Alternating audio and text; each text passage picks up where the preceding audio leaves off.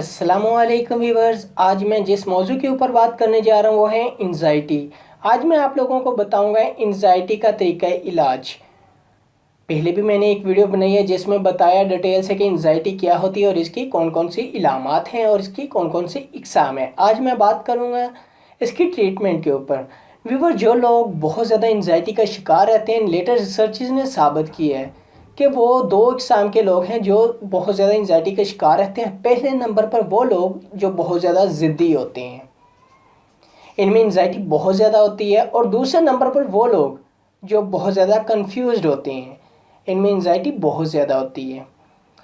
अब एंजाइटी से बचने के लिए बहुत ज़्यादा तरीके को यूज़ किए जाते हैं, जिनमें साइकोलॉजिस्ट भी होते हैं और सेल्फ हेल्प स्किल्स भी होते हैं। साइकोलॉजिस्ट का रोल बहुत ज़्यादा इम्पोर्टेंट होता है एंजाइटी को रिड्यूस करने के लिए, और इसके साथ साथ सेल्फ हेल्प स्किल्स का। पहले बात करूँगा सेल्फ हेल्प स्किल्स की, कि अगर आप लोग एंजाइटी में हैं तो अपनी डेली रूटीन को चेंज करें। आइडेंटिफाई करें आपको एंजाइटी किन वजूहात की वजह से आ रही हैं और उन वजूहात को रिज़ॉल्व करें। अपनी डेली रूटीन को इस कदर चेंज करें कि वो आपकी एंजाइटी को कम कर दे। अच्छी क्वालिटी के फूड को इस्तेमाल करें और इसके साथ साथ जितनी भी कोल्ड ड्रिंक्स वगैरह आप यूज़ करते हैं उनको कम कर दें, क्योंकि लेटेस्ट रिसर्चेस कहती हैं कि जो लोग कोल्ड ड्रिंक का ज़्यादा मकदार में इस्तेमाल करते हैं वो बहुत ज़्यादा एंजाइटी का शिकार होते हैं।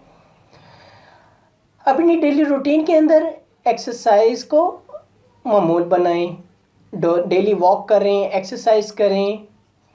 इसके साथ साथ कुछ ऐसे तरीके को अख्तियार करें ताकि अगर आप एंजाइटी में हैं तो वो कम हो सके।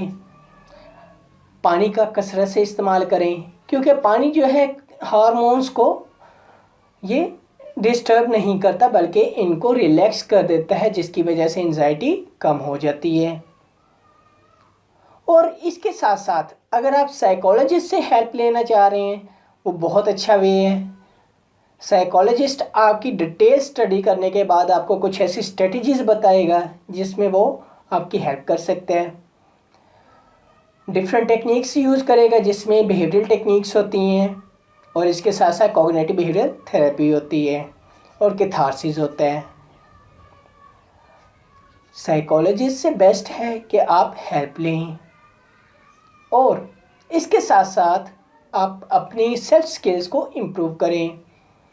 आपको जब एंजाइटी आती है तो अपनी सोचों को किसी और जगह डिवर्ट कर दें, कोई फेवरेबल चीज़ की तरफ डिवर्ट कर दें ताकि आप उसके बारे में सोचेंगे तो ज़्यादा अच्छी तरह एंजाइटी को रिज़ॉल्व कर सकेंगे, ताकि वो एंजाइटी जिस वजह से जिस सोच से आ रही है वो सोच किसी और जगह डिवर्ट हो जाएगी।